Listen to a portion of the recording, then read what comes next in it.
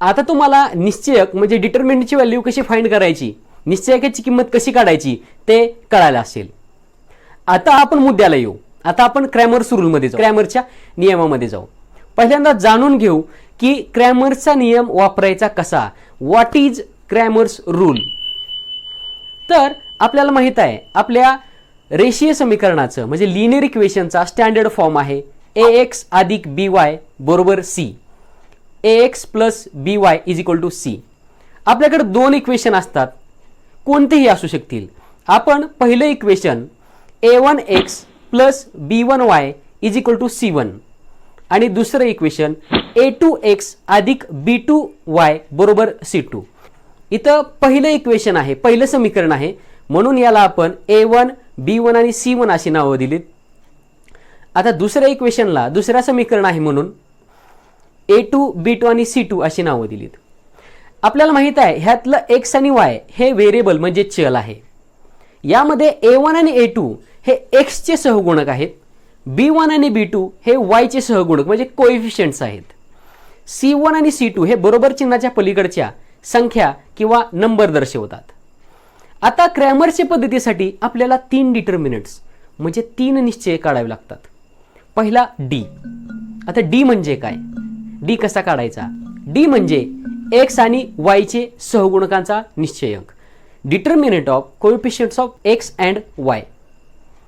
आता डी बरोबर a1 b1 a2 b2 हा निश्चयक तिरकस गुणाकाराने सोडवायचा. त्यानंतर dx काढायचा. आता dx काढण्यासाठी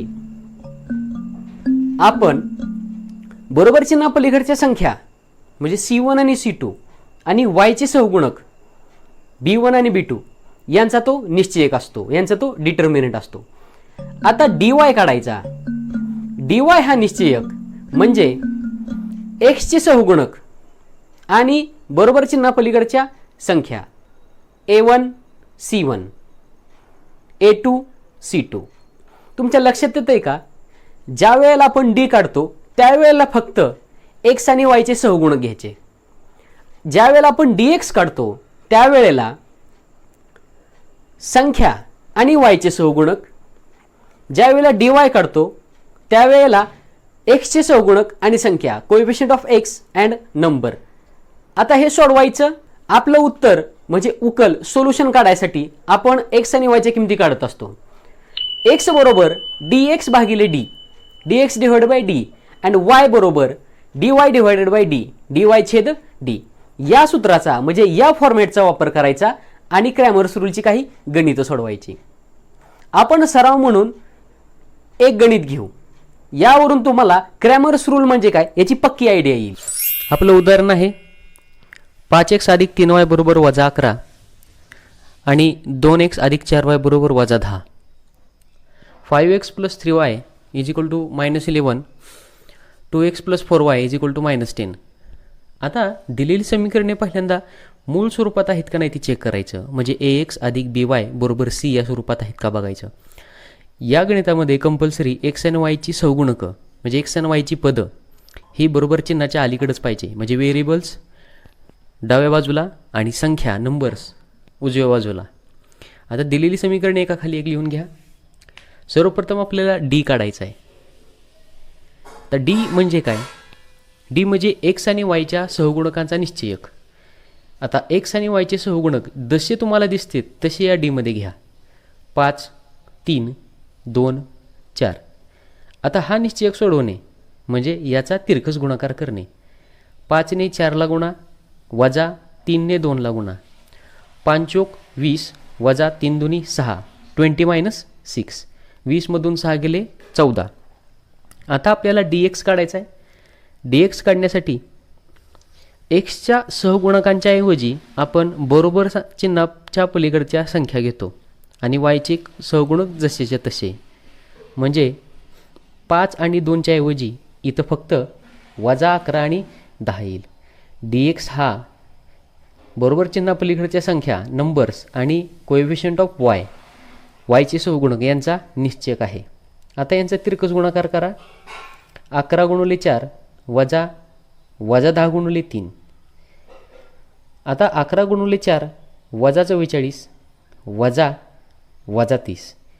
आता कंसाच्या बाहेर जर वजा चिन्ह असेल तर कंसाच्या आतलं चिन्ह बदलतं, म्हणून वजा 44 अधिक 30. मोठ्या संख्येतून लहान संख्या वजा करा, मोठ्या संख्येचं चिन्ह द्या, म्हणून dx बरोबर वजा 14 मायनस 14. आता आपण dy काढू. dy काढण्यासाठी जो आपला d आहे त्या डीमध्ये वायच्या सहगुणकांच्या ऐवजी बरोबर चिन्हापलीकडच्या संख्या घ्या. म्हणजे आपला निश्चयक तयार झाला.